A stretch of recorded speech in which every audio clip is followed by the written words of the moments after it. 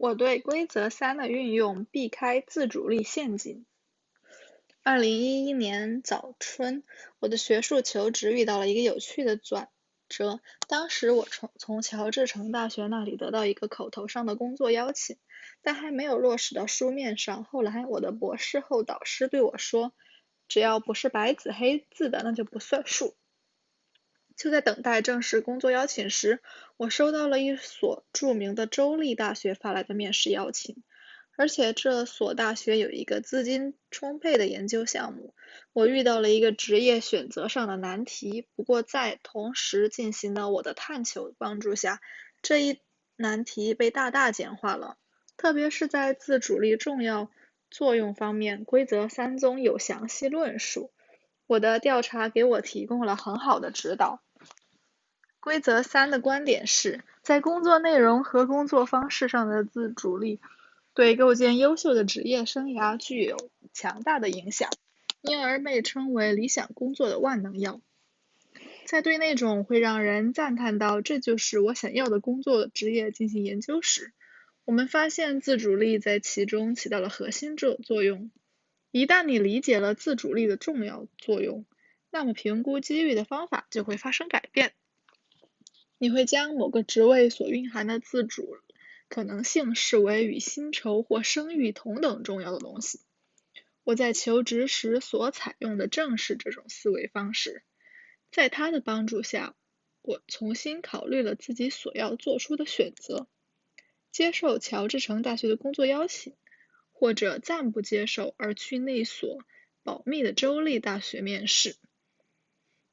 当开始以自主力的大小来衡量自己的选择时，我注意到了两点非常重要。第一点，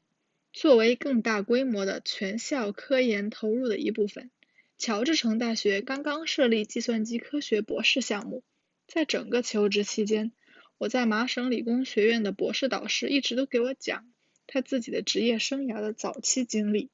当时他工作于佐治亚理工学院计算机科学系，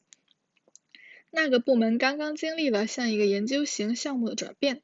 在一个正在成长的项目里，你总是会得到发言权。他对我说，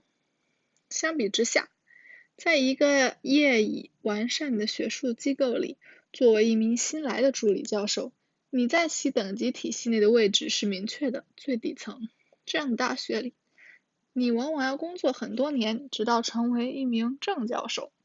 然后才能对研发的项目方向有所影响。在那之前，你只能跟着上面转。我注意到的第二点是，乔治城大学终身聘用的评定程序不同于业内已完善的常规院校。在一家大型的研究机构里，终身聘用的评定是这样的：管理高层发信给你所在的学科大类及其研究人员，询问他们你是不是你所在专业领域的顶尖人才。如果不是，他们就会解雇你，然后再去聘任一位符合条件的人。这些机构做得更甚，基本上就是告诉他们，新聘用的人员别指望能够得到终身职位。学术就业市场的竞争太激烈了，而且可用的人才远远多于空缺的职位，所以这样做也没关系。假如你的研究方向是前人没有做过的，就像我的方向，而且他们也找不到专家来询问相关意见，那么你就很难保住自己的位置，因为你的专业水平无法得到正视。正因如此，这套体系鼓励初级教职员随大流，也就是说，我要获得终身聘用。最保险的做法是选择一个已经有很多人感兴趣的重大课题，然后在工作上超过同行。想要创新，你还是等到以后再说吧。这一事实在卡内基梅隆大学已故的计算机科学教授兰迪·波许著名的演讲最后一课中得到了很好的体现。当时他风趣地说，新教员们常常跑来问我，哇，你这么早就获得了终身聘用了，有什么秘诀没有？我说很简单，愿意挑个周五晚上10点打电话到我办公室，我就告诉你。这种获得终身聘用的方式是以赤裸裸的相互比较为基础。相反，乔治城大学则清楚表明对此并不感兴趣。在当前的发展阶段，计算机科学部门更专注于培养自己的明星研究者，而不是从别处挖人。换句话说，我如果在优秀的期刊上发表了出色的成果，那么就可以留下来，我不用顶着压力去选择一个保险的已有领域，然后试着成为领域的权威。因此，在如何开展自己研究项目，我可以有很大的灵活性。从自主力的角度来看，我希望在自己的事业上拥有自主力。因此，乔治城大学显然比那所已经完善的州立大学更加具有吸引力。不过，在做出最终的选择之前，我抽出时间仔细考虑了一下规则3中的其他观点。假如不考虑这些观点，那么规则3对自主的赞同便无异于头脑发热。在探求过程中，我发现了2个陷阱，而且人们在寻求自主力时往往被他们绊倒。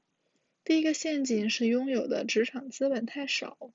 假如没有某种稀缺而宝贵的技能作为交换，但却寻求在职业生涯中拥有更多自主力，那么你所寻求的可能只是一场空。举例来说，很多生活方式设计的庸歪便掉入了这一陷阱。他们放弃了自己的常规工作，企图通过被动收入型网站赚钱。这群叛逆者很快便发现，计划中的赚钱部分进展的并不顺利，因为他们拿不出什么有价值的东西来换钱。这个陷阱似乎跟我的求职经历并不相关，因为学术求职的过程通常要求求职者首先有大量的职场资本，表现为同行评议的出版物以及强有力的推荐信，然后才有获得工作邀请的可能。不过，有些部门会以自主型学术生活来吸引第二梯队的求职者，然后等他们来到学校后，便强加给他们大量的教学任务和服务责任。